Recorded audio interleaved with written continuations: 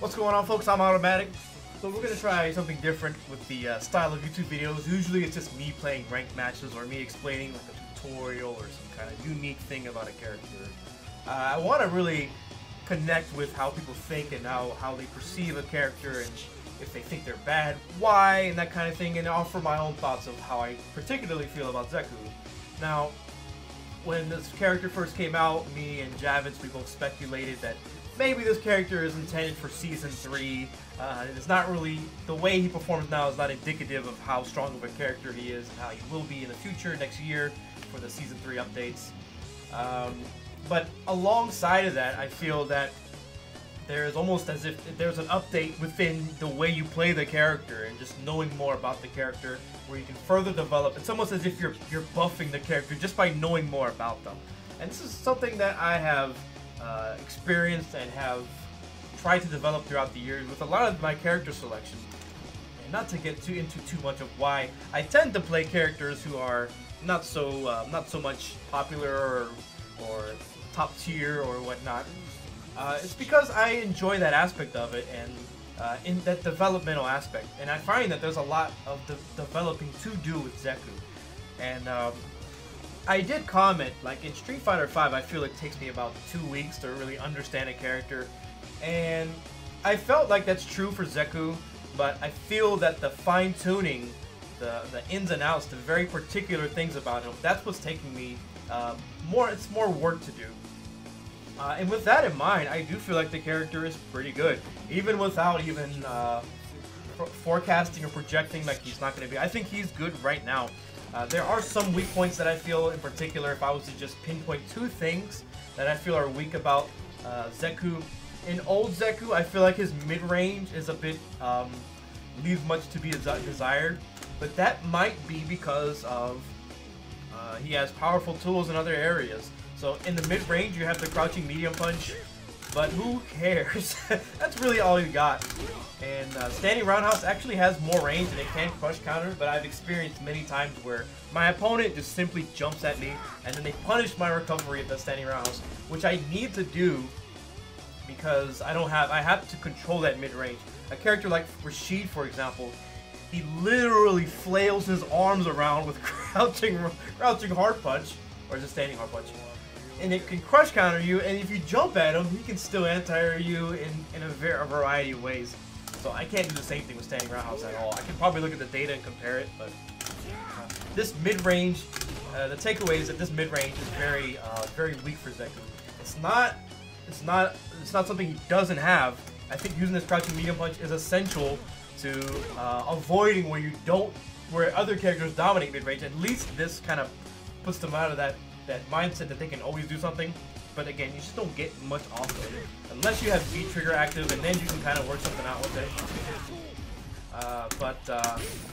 But there's still things that make up for it. Like young Zeku, he doesn't have the neutral like old Zeku does. But this crouching roundhouse alone, combined with the V-trigger, that is almost dominating in the mid-range itself. Although I have experienced certain Urian players just doing the hard punch, and I get crush countered when I try to whiff punish. Okay, so the other problem that I see with young Zeku is this range right above my head. Maybe I can point this out with a whiteboard if I just apply it.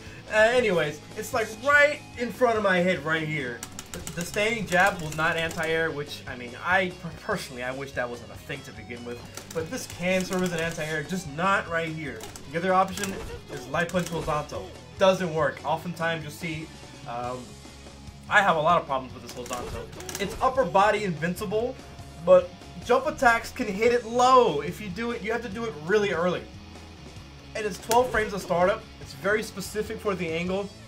I'm not saying it's not an option, but there is, like, in the back of your mind, like, man, I don't know if there's like a 20% chance that I'm going to eat a full jump in for trying to desperately anti-air for being so prepared. So yeah, this is 12 frames of startup, and it's something that you need a directional input. So it's going to take you 15, 16 frames, and then you got to react to their jump in. You have to be very on point.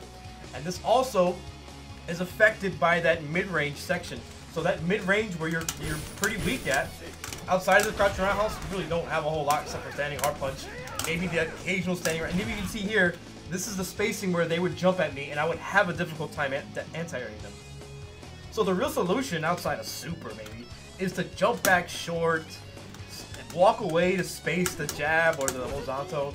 So that's really it as far as Zeku, young Zeku, is that anti-air part, and old Zeku, the mid-range here. But what I want to briefly touch on though, is to go back to the idea of development, to give you a really brief example. So let's say we're trying to fight against people who are doing their normal recover and they're mashing their 3-frame. Happens all the time. So let's say I do a combo, I get a bread and butter, I get a standing medium kick, I do the light kick Koku. I dash up and I try to jab them. Oh, I traded, but I deserve to hit them, right? I knocked them down, I got the hit confirmed, so it just should be my advantage, right? Well, you know, that's fair. That's not a fair, I mean, that is a fair assumption, but you might have something better that you could have done. And I've seen even top players do this combo, but it's because of that inexperience. So when you know that this standing medium kick forces them to stand, now you can do this light kick tech, and that gives you a different knockdown, and you can confirm into the Koku here. And now you have advantage, but that's not quite good enough yet. So if you do the light kick techie and don't finish it with the Koku, now you have a different knockdown where you can approach their normal recovery. And we talked about this in the crouching hard punch tutorial, where you can use that to cover both knockdowns.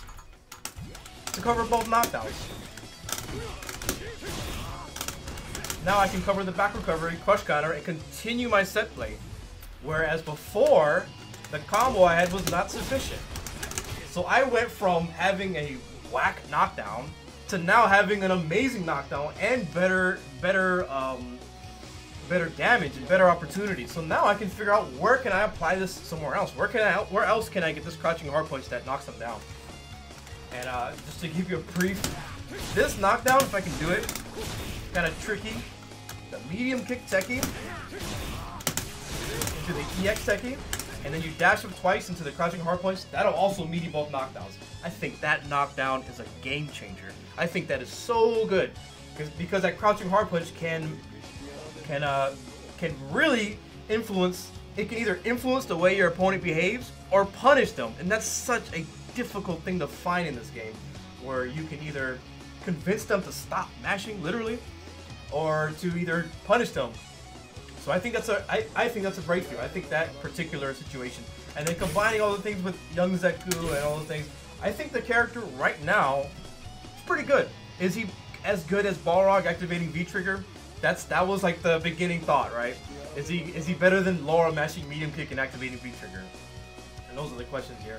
And I think it's not out of the question to say he's competitive with it, maybe even better in some matches. I think he can fight Laura quite well, at least offline.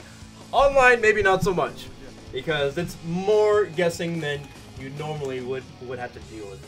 But again, I really would love to hear your thoughts on what you think about the character, what you think about this development process, and in general, Street Fighter V, how you feel about the direction that it's going. And let me know what you think about this style of video where I just talk about a character. So that's it for now. Thank you for stopping by. Again, let me know your thoughts in the comments below. Like and subscribe. I hope we learned something. I'm AutoMattock.